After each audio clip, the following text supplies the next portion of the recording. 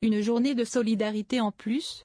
Alors que les députés entament ce lundi 28 octobre l'examen du projet de budget de la Sécurité sociale, PLFSS, dans l'hémicycle, l'idée fait son chemin chez certains élus et même au sein du gouvernement.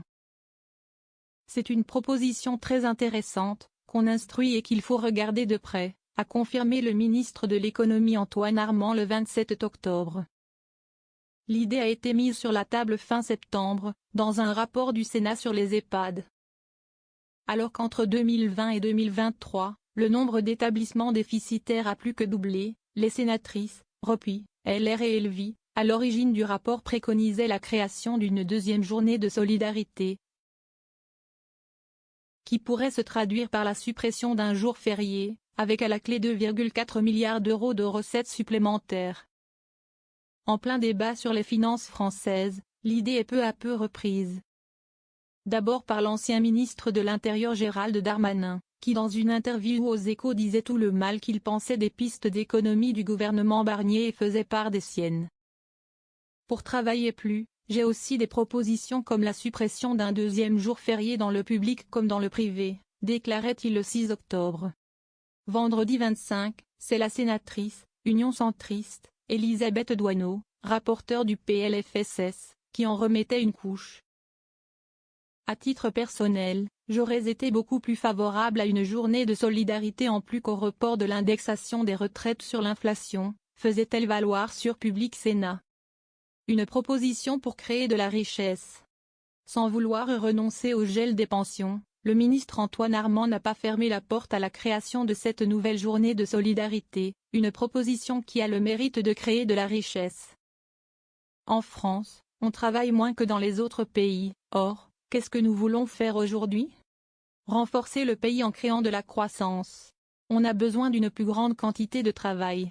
Je suis donc très ouvert à regarder comment on travaille plus. Est-ce que ça doit être une journée de solidarité ou une réflexion plus forte y compris sur l'emploi des seniors? A-t-il expliqué sur LCI. Au sein du camp présidentiel, le président Horizon de la Commission des Affaires sociales Frédéric Valletoux ne s'y est pas opposé. Pourquoi pas? On va y réfléchir, a-t-il avancé sur TF1 ce lundi. C'est pour financer une solidarité nécessaire. On a un nombre de personnes âgées aujourd'hui qui est beaucoup plus important qu'il y a quelques années et qui va peser de plus en plus dans les années qui viennent, fait-il valoir. Mais dans l'opposition, l'idée est moins plébiscitée. La suppression d'un jour férié, je pense que ça ne rapporte rien, a déclaré le vice-président du Rassemblement national Sébastien Chenu sur RTL.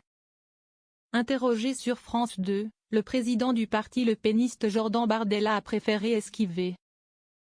L'idée fait aussi tiquer à gauche, dénoncée par le sénateur communiste Yann Brossa. Et allez, un jour férié en moins. Et on baptise ça journée de solidarité. Avec eux, la solidarité, c'est celle des travailleurs au profit de ceux qui s'enrichissent en dormant, a fustigé l'élu sur X. La première journée de solidarité a été mise en place en 2004. En 2023, elle a rapporté 3,2 milliards d'euros selon la Caisse nationale de solidarité pour l'autonomie. Ce qui en fait la deuxième source de recettes du secteur, derrière la CSG, 36,59 milliards d'euros sur un budget total de 41 milliards.